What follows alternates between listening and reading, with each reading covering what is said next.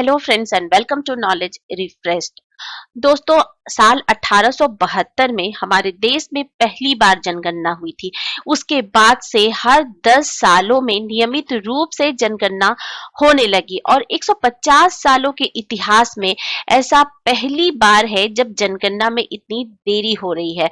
साल 2021 में होने वाली जनगणना कोविड महामारी के कारण नहीं हो पाई। कोविड फैल गया पूरे विश्व में, जिसके कारण हमारे देश में 2021 में होने वाली जनगणना नहीं हो पाई। हालांकि सेंट्रल गवर्नमेंट ने साल 2019 में ही जनगणना के लिए बजट भी जारी कर दिया था और 3 मिलियन से ज्यादा लोगों की इसके लिए नियुक्ति भी हो गई थी। लेकिन इसी बीच कोरोना फैल गया पूरे देश में और जिसके कारण 2021 की जनगणना नहीं हो पाई और ऐसा फिक्स किया गया कि 2000 ये जो जनगणना 2021 की है वो 2024 में कर ली जाएगी। लेकिन 2024 में भी लोकसभा के चुनाव थे, तो लोकसभा के चुनाव के कारण भी ये जनगणना 2024 में भी नहीं हो पाई और अब उम्मीद की जा रही है कि इस साल यानी कि 2025 में जनगणना की जाएगी, जो 2021 से अभी तक पेंडिंग है। तो आज हम इस पर ही देखेंगे कि आखिर जनगणना क्या है और इसका इतना महत्व क्यों है किसी भी देश के लिए, और अगर इसमें इतनी देरी हो रही है तो उसका हमारे देश पर, हमारे देश के लोगों पर आखिर क्या इम्पैक्ट पड़ेगा। तो आज क्या पूरा वीडियो हमारा इसी से रिलेटेड रहेगा कि जो जनगणना है वो उसका इतिहास कहाँ से रहा है और अभी जो 2021 में होने वाली जनगणना में देरी हुई तो उसका इम्पैक्ट क्या हुआ है हमारे देश के ऊपर। तो जनगणना का इतिहास ऐसा नहीं कि वो नया है। दोस्तों, भारत में जनगणना का जो इतिहास है वो बहुत पुराना है। ऋग्वेद में भी अगर आप देखें तो ऋग्वेद के साहित्य से पता चलता है कि उस समय भी जनगणना की जाती थी। लोगों की संख्या कितनी है उसके बारे में राजाओं के द्वारा ये पता लगाया जा सकता था और लगाया जाता था। और चाणक्य के अर्थशास्त्र में, चाणक्य के इकोनॉमिक्स में भी जनगणना के महत्व को दर्शाया गया है। चाणक्य ने अपने अर्थशास्त्र में, जो आपको पता है कि उनकी जो प्रसिद्ध पुस्तक है वो अर्थशास्त्र है चाणक्य कौटिल्य की, तो उसमें भी चाणक्य ने जनगणना के महत्व को दर्शाया है। चाणक्य ने कहा है कि टैक्सेशन में यानी कि कर लगाने में जनगणना का काफी इंपॉर्टेंट रोल होता है। और अगर उसके बाद मेडाइवल पीरियड में देखें, मध्यकालीन भारत में, तो अकबर के शासनकाल में भी जनगणना की जाती थी। तो ऐसा नहीं है कि जो जनगणना है वो आधुनिक काल में की गई है, नहीं, ये ऋग्वेद के समय भी होता था। अर्थशास्त्र में भी इसका उल्लेख किया गया है और मध्यकालीन भारत में भी जनगणना कराई जाती थी। मॉडर्न इंडिया की अगर हम बात करें तो मॉडर्न इंडिया में जो जनगणना है वो अंग्रेजों के समय से 1830 ईस्वी से शुरुआत इसकी मानी जाती है, लेकिन ये ऑफिशियल नहीं था, कभी किया और फिर कभी नहीं किया, ऐसा था। लेकिन जो नियमित जनगणना है भारत की वो 1872 में जो पहली बार जनगणना हुई, उसके बाद 1881 में ये पहली जनगणना की गई। तो ये 10 ईयर का कंटिन्यूअस टाइम पीरियड गैप दिया गया जनगणना में। तो जो सबसे पहले जो जनगणना की गई थी भारत में 1872 ईस्वी में। हालांकि 1866-67 में देश के अधिकांश भागों में वास्तविक रूप से जनगणना की गई थी और इसे ही 1872 की जनगणना के रूप में जाना जाता है, क्योंकि जो 1866-67 में जनगणना की गई उसी का डेटा रिलीज किया गया पूरा कैलकुलेशन के बाद 1872 में, जिसको 1872 के जनगणना के रूप में जाना जाता है। और उसके बाद 1881 में पहला 10 ईयर के बाद कंटिन्यूअस जनगणना हुआ था, नियमित जनगणना की गई थी 10 साल के अंतराल में। तो जो 1881 में जो जनगणना की गई थी तो उस समय भारत के सेंसस कमिश्नर थे WC प्लॉटेन, यानी कि अंग्रेजों के समय से नियमित जनगणना शुरू की गई भारत में, जो हर 10 साल के अंतराल पर की जाती है। तो जनगणना को हम दो पार्ट में बांटकर देख सकते हैं। एक तो हम देखेंगे कि बिफोर इंडिपेंडेंस यानी कि 1947 के पहले, आजादी के पहले, और दूसरा पार्ट हम देख सकते हैं आजादी के बाद का पार्ट। तो दो पार्ट में बांटकर हम जनगणना को देख सकते हैं। आजाद भारत की पहली जनगणना की अगर हम बात करें तो आजाद भारत की पहली जनगणना की गई थी 9 फरवरी को शुरू हुई थी 1951 को। 9 फरवरी 1951 को ये शुरू हुई थी और ये एंड हुआ था 28 फरवरी 1951 को। यानी कि 9 फरवरी 1951 से स्टार्ट होकर ये 28 फरवरी 1951 तक चली थी और ये भारत की 9वीं जनगणना थी, 9th जनगणना थी, लेकिन आजाद भारत की ये फर्स्ट जनगणना थी, यानी कि आजाद भारत की ये पहली जनगणना थी।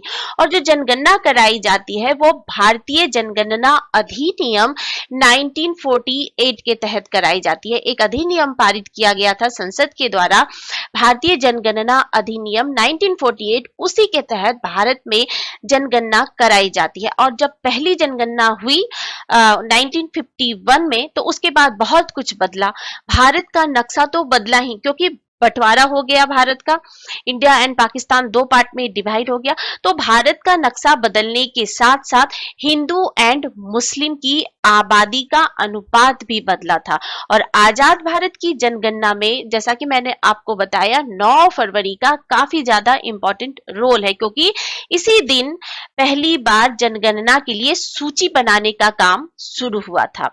और 1951 की जनगणना के अनुसार जो हमारे देश की जो जनसंख्या थी वह 36 करोड़ से ज्यादा थी, मोर देन 36 करोड़ थी, अकॉर्डिंग टू 1951 के सेंसस के अनुसार। यानी कि 1951 के जनगणना के अनुसार हमारे देश की जनसंख्या 36 करोड़ से भी ज्यादा थी। और अभी अगर हम बात करें, अभी आज के डेट की अगर हम बात करें, तो एक मिनट मैं आपको दिखाती हूँ। और आज के डेट में हमारे देश की जो जनसंख्या है वो 145 करोड़ के पार हो गई। आप देखिए कि हर सेकंड किस तरह से जनसंख्या बढ़ रही है। तो जनसंख्या, और अब हम विश्व के सबसे ज्यादा पॉपुलस कंट्री है, यानी हमारे जो देश की जनसंख्या है वो विश्व में सबसे ज्यादा है। वर्ल्ड में हम नंबर 1 पर हो गए हैं जनसंख्या में। कहा 36 करोड़ थी और अभी 145 करोड़ से भी ज्यादा। अभी जो मैं ये बात कर रही हूँ आपसे, उसी में देखिए कितना जनसंख्या में कितना बदलाव होता जा रहा है, हर सेकेंड ये बढ़ता ही जा रहा है। अब हम देखते हैं कि आखिर क्या होता है सेंसस में, क्यों इतना ये इम्पोर्टेंट है किसी भी देश के लिए। अगर आप देखें तो दुनिया के लगभग सारे देश में हर 10 साल पर जनगणना की जाती है। हर 10 साल के बाद ये देखा जाता है कि किसी इलाके में कितने लोग रहते हैं, लोगों की सामाजिक स्थिति कैसी है, उनकी आर्थिक स्थिति कैसी है, ये देखा जाता है। और ये भी देखा जाता है कि कितने लोगों ने पलायन किया है, कितने लोग अपने जो उनका बर्थ प्लेस है उसको छोड़कर माइग्रेट हुए हैं।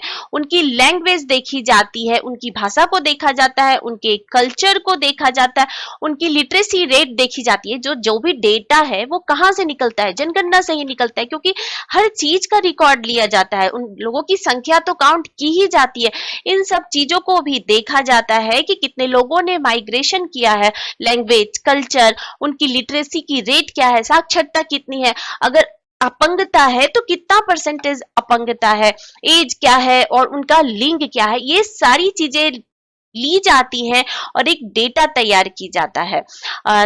और डेटा के हिसाब से ही गवर्नमेंट अपनी सारी पॉलिसीज बनाती है, क्योंकि पॉलिसीज के बनाने में जनगणना का काफी इंपॉर्टेंट रोल होता है। तो जैसे हमारे देश में जो जनगणना है वो 2011 में की गई। 2011 के बाद 2021 में कोविड के कारण नहीं हुआ, 2024 में इसको किया गया कि करा जाएगा, बट उस समय क्या था, लोकसभा के इलेक्शन के कारण नहीं हुआ। अभी 2025 में होने की उम्मीद है। तो ये 4 साल का ये गैप हो गया, तो इसे क्या मुश्किलें आएंगी। इसमें सबसे इंपॉर्टेंट जो फैक्टर है जनगणना में देरी होने से, वो सबसे ज्यादा प्रॉब्लम आती है बजट के एलोकेशन में, यानी कि किसी भी राज्य को जो गवर्नमेंट, सेंट्रल गवर्नमेंट पैसा देती है वो उस राज्य की जनसंख्या के हिसाब से ही देती है। जनगणना के आंकड़ों के बदौलत ही सरकार राज्य को बजट एलोकेट करती है। अगर सही डेटा ही अपडेट नहीं होगा तो बहुत सारे जो परिवार हैं, फैमिलीज हैं, वो गवर्नमेंट की जो भी फैसिलिटीज दी जाती है उससे वो वंचित हो जाएगी।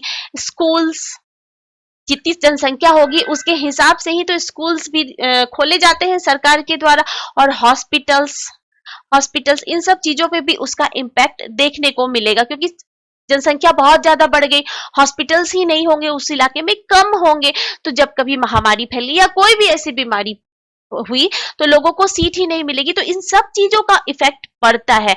राज्य की जनसंख्या बढ़ गई अभी 4 सालों में, आपको जैसे कि मैंने दिखाया अभी, जो मीटर चल रहा था जनगणना का, सेंसस का, वो किस तरह से चल रहा था। भारत की जनसंख्या हर सेकेंड बढ़ रही थी, तो अभी 4 साल में न जाने कितनी जनसंख्या बढ़ गई होगी हर राज्य की। तो क्या उस हिसाब से उसको फंड एलोकेट हो रहा है? नहीं। भारत पे लगभग सभी राज्य को 2011 की जनगणना के हिसाब से फंड एलोकेट हो रहा है, जबकि अभी क्या है, जनसंख्या काफी ज्यादा बढ़ चुकी है। तो ये सारी मुश्किलें आती हैं सही समय पर जनगणना नहीं होने पर। तो जनगणना का एनालिसिस होने के बाद ही जो कंबाइंड डेटा मिलता है वो देश के प्रशासन और पॉलिसी बनाने के काम आता है। यानी कि जो भी हम देखेंगे, डिसेबिलिटी देखते हैं, उनकी साक्षरता कितनी है वो देखते हैं, सेक्स रेशियो देखते हैं, तो गवर्नमेंट उससे क्या करती है, गवर्नमेंट को उससे हेल्प मिलता है एडमिनिस्ट्रेशन में, प्रशासन में और पॉलिसी को बनाने में कि किस तरह की पॉलिसी हमें बनानी चाहिए।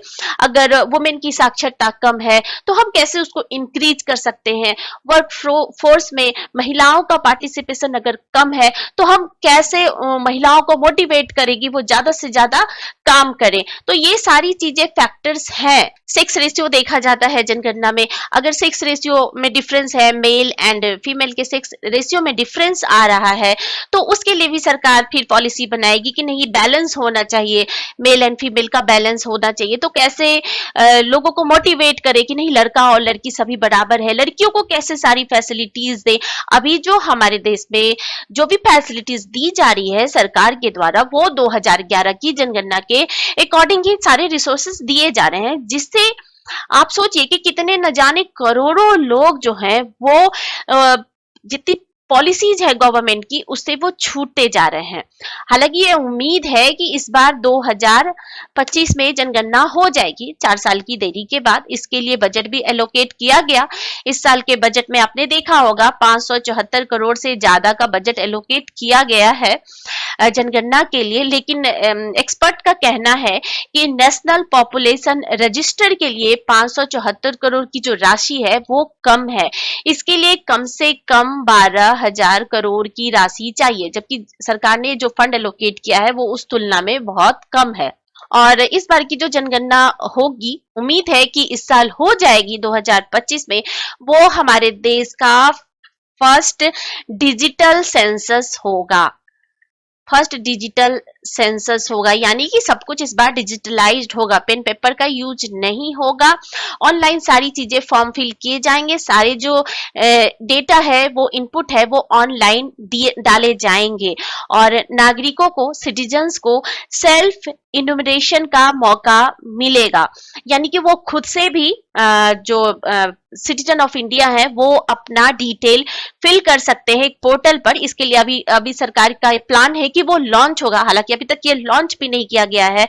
सेल्फ इन्यूमरेशन पोर्टल उसको लॉन्च किया जाएगा, जिसमें अगर आप भी चाहें तो अपना डिटेल उसमें फिल कर सकते हैं। आपका मोबाइल नंबर और आपका आधार नंबर होना चाहिए और आप सारा डेटा उसमें फिल कर दीजिए, तो आप की जो संख्या है वो काउंट हो जाएगी। तो हर चीजों को डिजिटलाइज करने का प्लान है इस बार, और इस बार की जो जनगणना है वो हमारे देश की पहली डिजिटल जनगणना होगी।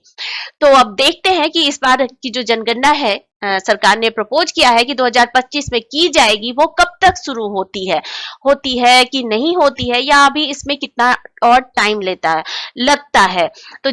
तो एक्सपर्ट का ये मानना है कि जल्दी से जल्दी जनगणना कर देनी चाहिए, क्योंकि हमने जो भी फैसिलिटीज हम दे रहे हैं, सरकार दे रही है, वो 2011 की जनगणना के अनुसार दे रही है, जो जिससे कि बहुत सारे लोग गवर्नमेंट की फैसिलिटी से वंचित रह जा रहे होंगे।